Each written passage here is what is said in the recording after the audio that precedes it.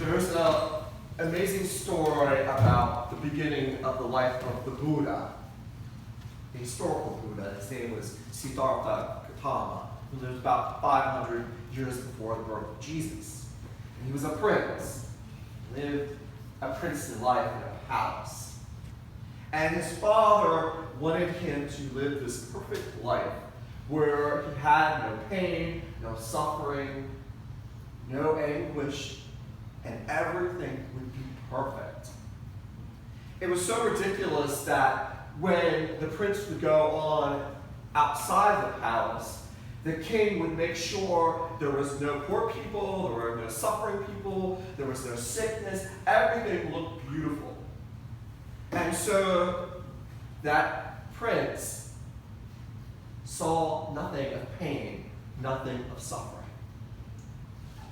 One night, Siddhartha thought to himself that he needed to escape this palace. It sounds like a movie story in a way. He needed to escape it. So he asked his chariot driver to go outside and take him on a tour of his kingdom. So there was no time for the king to clean up the place. And so on that chariot ride that day, he saw things he never imagined. He saw someone who was old. He saw someone who was sick. And he saw a dead body. And because of those three visions, his life was utterly changed. If you know anything about Instagram, notice I'm making a transition from Buddha to Instagram there. So many things about Instagram I find so wonky because it's all about putting different filters on. And the filters make you look younger, darker, lighter. It makes you look like the place is beautiful or whatever you want it to be. So even though you take a picture, the filters change the perspective of what you actually see in life. Much like what went on with Siddhartha's life. He saw a world that was very limited while he was a young man. A world that just saw beauty and youth, health, and life. But it was that night where he got outside and snuck outside that he saw reality. And I fear sometimes that Instagram is like that. What is reality? We don't really know because we put filters on everything. Literally looking through rose-colored glasses.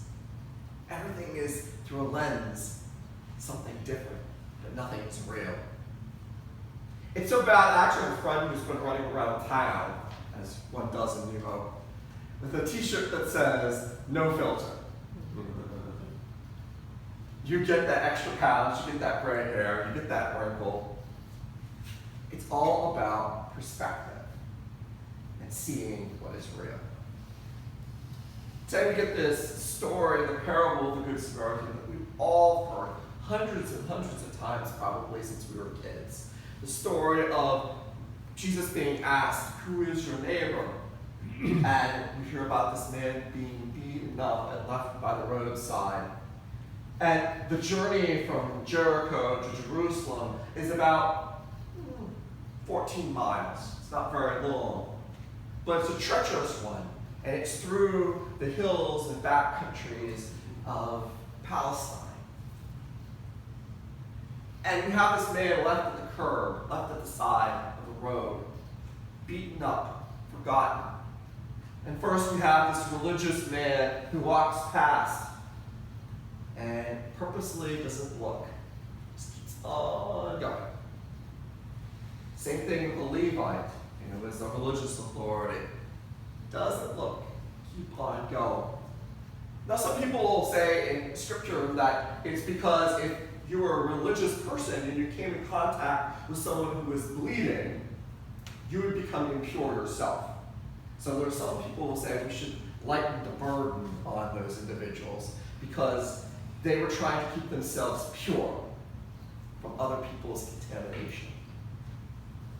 But here comes the Samaritan. And the Samaritan is the outsider. person who no one trusts in Jesus' day. He was a person who kind of was a Jew, but not really, and because of that, no one trusted him. And it was the Samaritan who reached out to this person, forgotten, overlooked, and tended to his wounds, picked him up, so you can imagine if he was bloody, he would have got blood on him, gave him medicine, and put him in an inn, and gave him a caretaker, and made sure he was well the next day. It's all about perspective. Out filters reality. And I think all of us face that we don't ever want to look at reality. Like the Buddha, or Instagram, or the Good Samaritan. We want to look at things that are pleasant, that are joy-filled, that are beautiful.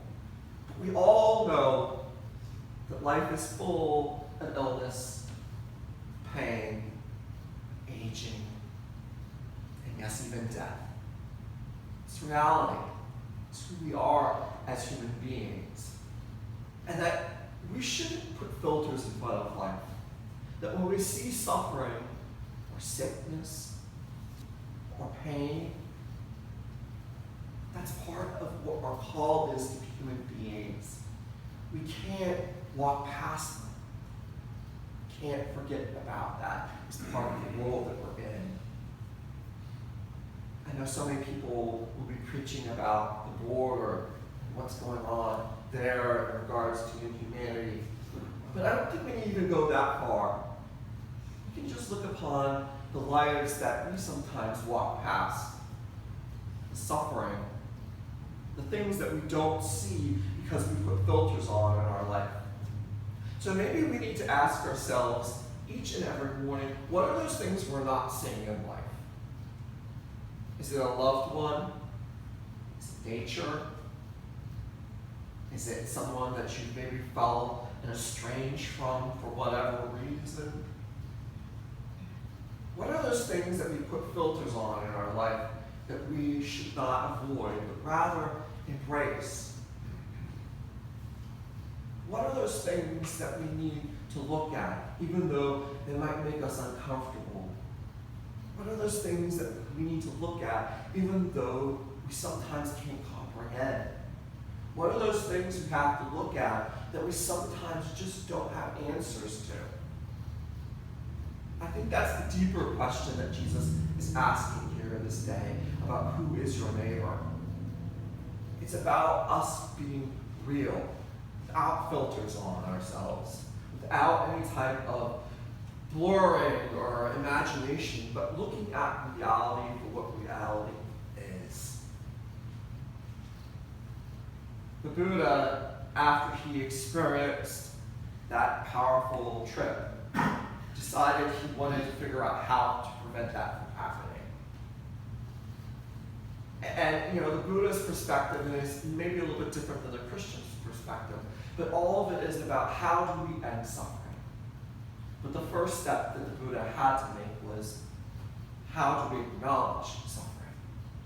How do we acknowledge it? So this day, let's ask ourselves, who is our neighbor? Who's our neighbor?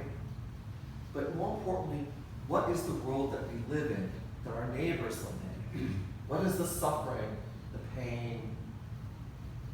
What is it that we see? And how can you live in a world that has no filters?